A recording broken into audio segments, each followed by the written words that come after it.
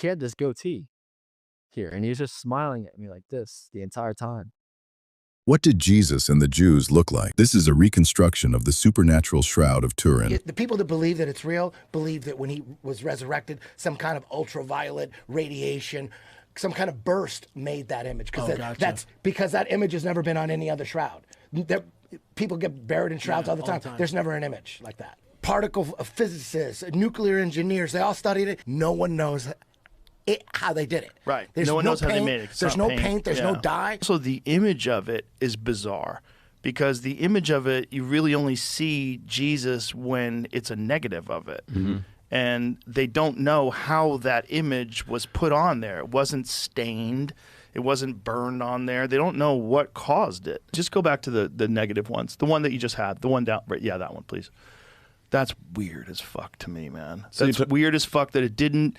You couldn't see it normally, and you only see it when they make a negative of it. That is so strange that someone would go out of their way to fake something in that way, where it only exists in a negative with so much detail that matches the biblical depiction of the crucifixion. Yeah, including the holes in the wrist, the lash marks on his back, the wound in his side. It's not only that, how'd they do that 600 fucking years ago? Or 2,000 years ago, or whatever age it actually is. I seen one article last year where they found dirt particles that matched, that trace back to Jerusalem. It's insane because it's a negative image on a non-photographic material. It's linen. Right.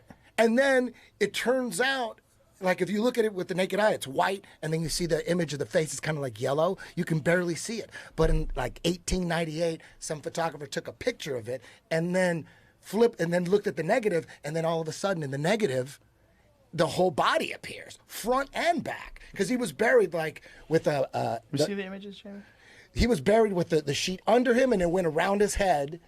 That's the back of him, because the right one's the back and the left one's the front. That's crazy. No one knows how they did it. And it even has, like, the holes where the wrist would be nailed. Yeah, it's fucking crazy. That was the thing with Jesus. With me, it's very hard. It was always very hard to believe in Jesus. I'm like, dude, the resurrection, like that's a hard one to wrap your brain around, right? I could believe that he existed. I could believe that he got crucified. A lot of people got crucified, but the resurrection was always the thing that kept me from really believing in Jesus. I'm like, there's no way the resurrection was real. But even if this is real, Eddie, it doesn't mean he was resurrected, right? It just means he was crucified and he was the actual real man. No, the thing is how the image got on.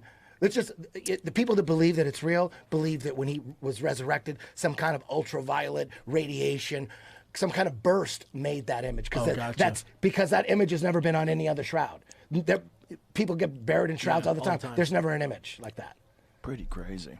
And the crazy thing is the blood, there's no image under the blood. So the blood was there first, and then the image is after. It's crazy shit. Dude, I'm like, I went deep down a rabbit hole all week just watching the skeptics, the scientists, particle physicists. They have no idea how the fuck that image got on the front and back, the back of them too. The Bible proves that the Israelites were a fair-skinned Levantine people. Firstly, God himself slaughters any Afrocentric Hotep nonsense by predestining the very name to be pronounced Israel Light, not Israel Dark. He is very hilarious and witty and poetic in his roasting. In the Song of Solomon, the bride of Solomon says that she had fair skin, but has gotten dark from the sun tanning her. Look not upon me, for I am dark. And the Old English King James Bible says, look not upon me, for I am black. She then describes, for the sun has tanned me, or looked upon me. She then describes how she was forced to work outside by her brothers tending the vineyard. In Hebrew culture, when a woman was dark-skinned, everybody knew it's because she was from a lower class, for only a low-class woman worked outside in the sun and developed a tan. If there were black or brown people around, she wouldn't need to worry about being judged. But this proves her default skin color, as all the Israelites was light skin.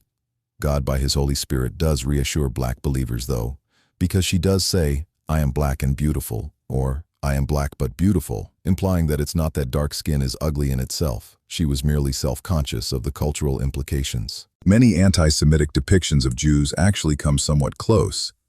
Many did have Middle Eastern features and curly hair, although many like Jesus and King Jehu also have straight hair. The ancient Egyptians were also not black. We can see that by their mummies, as well as the fact that they depicted women most of the time fair skin, with the men swarthy and red-tanned, just like many ancient Greeks and later Romans did. To claim this proves that they were black is fraudulent, and would mean that ancient Romans and Greeks were also black. But this is simply a Mediterranean art style many cultures depicted. It echoes Song of Solomon.